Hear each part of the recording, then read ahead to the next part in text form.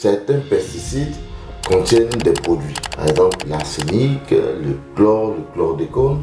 Ce sont des molécules qui sont un peu lourdes et qui sont utilisées pour l'efficacité de ces pesticides. En fonction du dosage de ces molécules dans le liquide pesticide, je dis on a soit pas de risque, moins de risque ou bien beaucoup de risques. Ces produits-là sont des produits cancérigènes. Donc ils sont en contact de l'être humain et ils créent beaucoup de dégâts.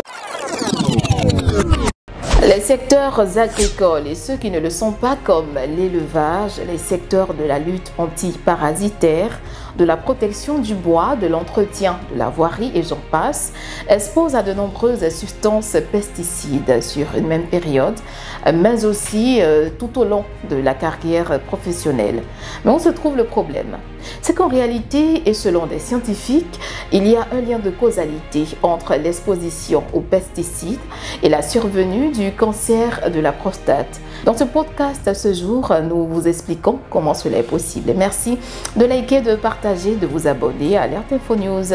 Et bienvenue si vous nous rejoignez. Novembre bleu, il est intéressant pour nous. Justement, je suis en bleu. Ça tombe à point nommé. Docteur Nadi, comment vous allez? Très bien. Mais ça tombe à pic quand même, ça va bien. Je n'avais pas fait le constat, mais effectivement, je suis en bleu. Malheureusement, vous n'êtes pas en bleu. Ouais. Comment vous allez? Je vais bien. Mais c'est bizarre, lorsqu'on parle de novembre bleu, il y a moins de communication, contrairement à octobre rose. Oh oui, on est habitué, les hommes.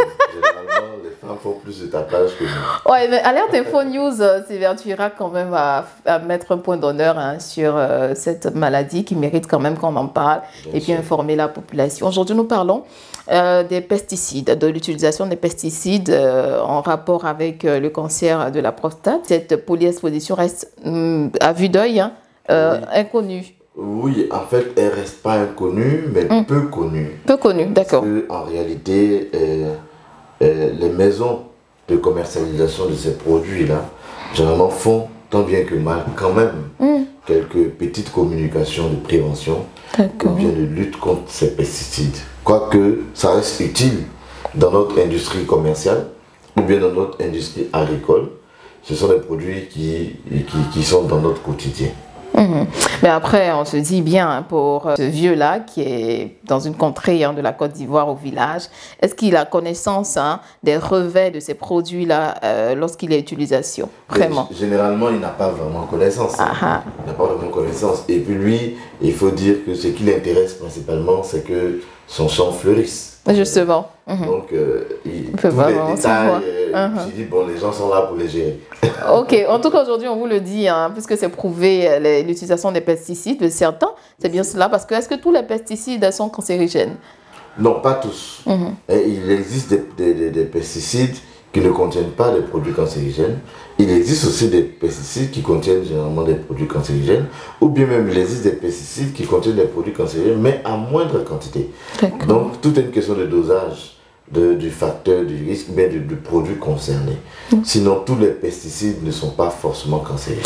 Docteur, expliquez-nous un peu, comment ça se fait? D'abord, tout à l'heure, je disais que certains pesticides contiennent des produits. Par exemple, l'arsenic, le chlordécone. Ce sont des molécules qui sont un peu lourdes et qui sont utilisées pour l'efficacité de ces pesticides. Donc, généralement, on les appelle des produits arseniates. Alors, mais en fonction du dosage de ces molécules dans le liquide pesticide, je dis on a soit pas de risque, moins de risque ou bien beaucoup de risques. Alors, c'est simple parce que ces produits-là sont des produits cancérigènes. Donc, ils sont en contact de l'être humain et ils créent beaucoup de dégâts. Alors, généralement, on demande à ce qu'on les utilise avec vraiment modération et beaucoup de sécurité. Donc, ce sont justement les travailleurs qui sont exposés directement, ceux qui l'utilisent justement? La plupart des des malades qu'on rencontre, ce sont surtout les utilisateurs, donc les travailleurs. Vous allez voir que c'est un facteur de risque lié généralement à un milieu professionnel. Donc on parlera plus d'accidents de travail, d'accidents professionnels dans le cas d'utilisation des pesticides. Et il y a certains aussi qui sont indirectement exposés. Exposés, évidemment. Il y a certains qui sont indirectement exposés. Je prends l'exemple, par exemple, l'entretien avec des pesticides d'une plantation. Et lorsque le professionnel finit de faire son entretien, certes, il a des mesures de sécurité, mais qui peuvent ne pas être respectées. Donc, d'autres personnes qui ne sont pas acteurs peuvent fréquenter ces espaces-là et peuvent être exposés. On appelle d'exposition, on parle d'exposition indirecte. Est-ce que les insecticides qu'on utilise à la maison sont aussi dans le même ordre? Oui, mais à un moindre degré. Je ne dis pas ça pour éviter qu'on les utilise. Oui, effectivement, on allait le dire. Vous voyez, même quand on utilise les insecticides à la maison, on se donne du temps avant de effectivement.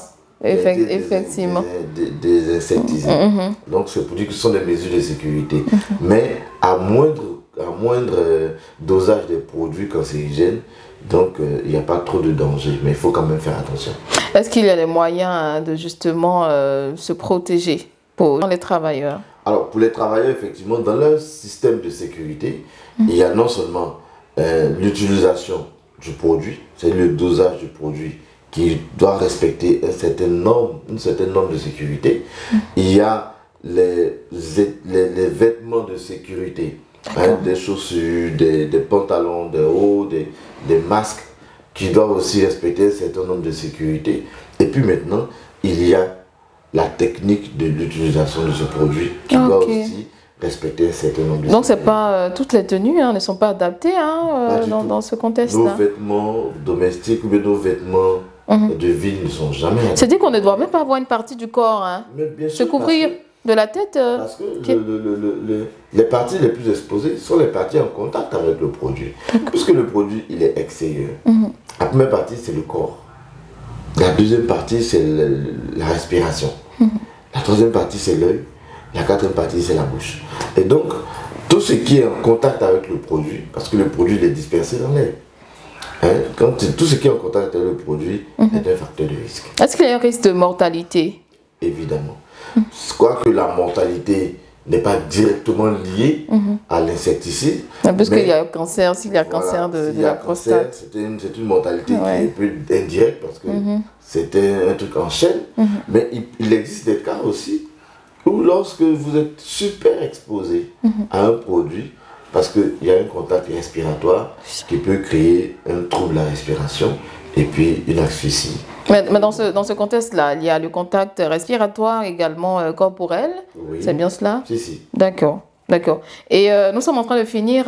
Mais j'ai vu quelque part qu'au niveau du cancer de la prostate, c'est le peuple noir qui est beaucoup plus exposé. C'est ça. Est-ce que c'est vraiment vérifié? Oui, généralement. Enfin, est-ce que c'est vérifié? En réalité, ce n'est pas forcément vérifié, mais il y a des zones de surexposition. C'est vrai, quand on parle de peuple noir, c'était une étude qui a été faite aux États-Unis où on a identifié la population afro-américaine. Mais surtout, la population d'Europe du Nord et l'Europe de l'Ouest sont les populations les plus exposées, les plus atteintes par le cancer de la prostate. Mais les populations asiatiques, les populations africaines et les populations de l'Amérique du Sud sont moins atteintes par rapport à ceux-là. Mais c'est dû à quoi? En réalité, c'est dû à un mode de vie. D'accord. C'est dû à un mode de vie. Il faut reconnaître que la population asiatique, je dis c'est maintenant qu'on parle d'un développement de mode de vie. La population africaine, c'est un peu pareil. La population sud-américaine, c'est un peu pareil. Mais par contre, la population européenne et la population de l'Afrique, de l'Europe de l'Ouest, c'est des vieilles populations qui ont dominé longtemps le monde, qui ont eu des vécus en même temps et qui nous permettent d'observer ces statistiques. Puisque les personnes à risque sont des personnes qui ont un âge assez important. D'accord, voilà. D'accord. C'est bien compris, docteur. Bref, précis, concis. Aujourd'hui, on sait combien de fois les pesticides sont assez dangereux. Pas pour faire une contre-publicité. Il faut vraiment se prémunir et puis prendre quelques dispositions. Merci, docteur. Et puis, on va vous retrouver prochainement encore pour parler. Parce que nous, aujourd'hui, on veut faire vraiment la sensibilisation contre le cancer de la prostate. On a fini avec les femmes. On va maximiser pour les hommes. Pour les hommes. En tout cas, Alerte Info News va s'évertuer à le faire. Merci, très cher. Portez-vous bien. Prenez soin surtout de vous parce qu'effectivement, la vie est belle. Il faut en profiter et dire toujours merci à la divinité qui nous l'accorde. Sensibilisation contre le cancer de la prostate. Big up à vous. Portez-vous bien.